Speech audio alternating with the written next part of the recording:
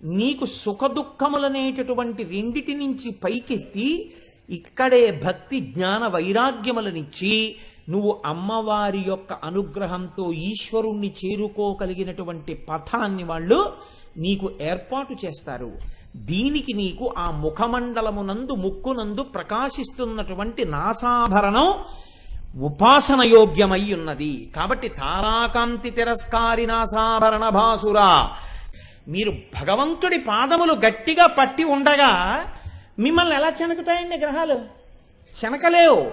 నీకు ఈ పూనిక ఎక్కడి నుంచి కలుగుతుంది అంటే, ఓరి పిచ్చాడా, ఇందులో ఉన్నది తెలుపురాయి ఎరుపురాయి అనుకోకు. ఈ తెలుపురాయి ఎరుపురాయి శుక్రగ్రహాన్ని కుజగ్రహాన్ని శాసనం చేయగలవు.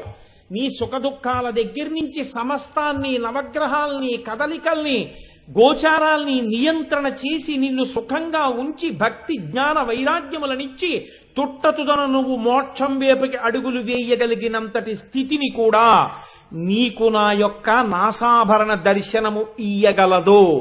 ఇది చెప్పడం తారాకాంతి తిరస్కారి నాసాభరణ భాసురా. ఈ నామం యొక్క పూర్తి వివరణ ఫుల్ వీడియో లింక్ ఇస్తున్నాను, చూడండి. అలాగే రుద్రం భజే ఛానల్ను సబ్స్క్రైబ్ చేసుకోండి. సర్వేజన సుఖినో భవంతు.